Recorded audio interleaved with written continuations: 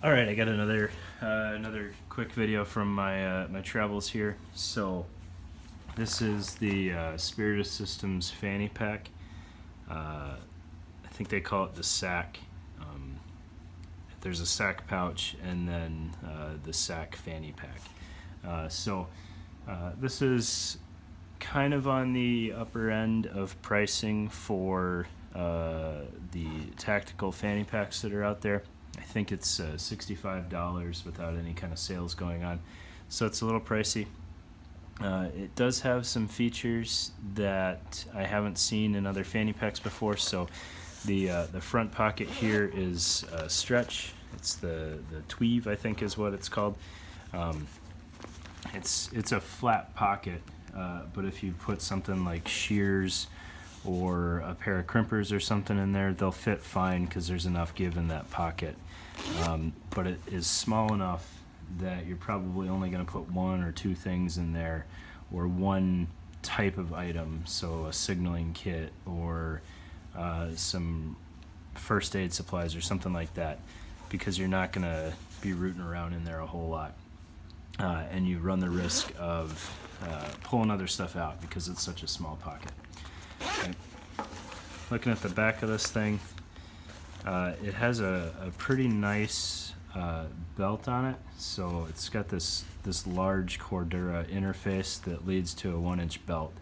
So it keeps it pretty stable without having a giant belt coming off of this thing. It has an adjustable band here, and then a buckle on the left side. There's not really means to interface this in any other way, so I don't think you're losing any value by having just this one buckle. But if they had mirrored it, you could, in theory, tie this off to a battle belt or something like that if you wanted, or use some repair buckles to direct mount it to your battle belt, which I'm a fan of because you kind of lose that space with the buckle anyways, unless you're using something like the HSGI bridge. So it's another option, and it would have been neat to see, but it would have increased the price a little bit. One observation I have from this thing is it's significantly smaller than I thought it was. That's not anybody's fault other than my own. I just, looking at it, I don't know if I thought it would be deeper or a little bit bigger. It's not a bad size, it's just smaller than I had imagined. So pretty normal all-size human hand. That's how big this thing is. Again, I don't know where my ruler went, and I apologize. Now, I didn't use this thing to its full ability by any stretch. I just kept a packet of wet wipes in here because this country doesn't believe in toilet paper or real toilets. And then a MRE beverage bag with some random stuff that I might need throughout the day, depending on what I'm doing. So some chapstick, some Orajel, emergency. I've got some medical tape in there for patching up fingers instead of burning through Band-Aids, and then some assorted painkillers, Band-Aids, coffee mix. Nothing crazy in here, and nothing really pushing this thing to its limits.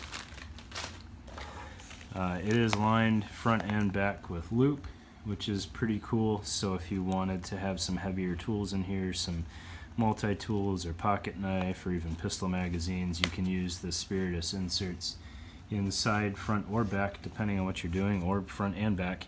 And there's plenty of room in there to even go double thickness on pistol mags. Maybe you're doing a pistol course or something and you need to bring 10 magazines to the firing line with you or something like that. This thing could do it, no issues. And then the last feature on this thing that's pretty awesome is they give you this shock cord setup in here, and this might be a little tricky to see on the camera, but these toggles are hard mounted into the bottom, and then you just thread your shock cord through there and out a grommet. Now, if you've seen any of the marketing on this, I'm sorry, there's also tie-down loops in here that are separate from that. There's one on each side. If you've seen any of the marking on this thing, these loops have usually been used for a tourniquet, which I think is a pretty good use. But there is enough slack in here.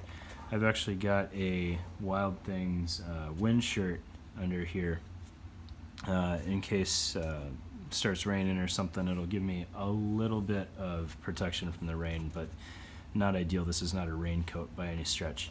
But that's something you could do if you're out traveling with this thing. You could put a small umbrella in there and it wouldn't be awful, or a small packable raincoat, and that carries just fine. If you go much heavier than that, it might be a little awkward, but there's certainly enough play in that shock cord to deal with that. So that's a real quick rundown on the Spiritus Systems fanny pack.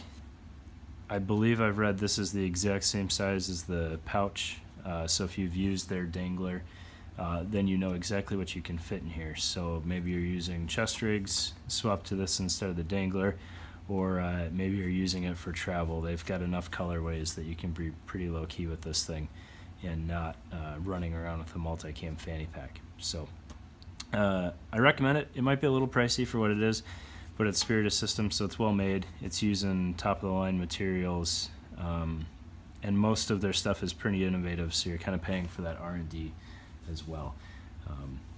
But there you go. Hopefully you got something out of the video, and hopefully I can get back in the spirit of doing real videos pretty soon. Thanks, guys.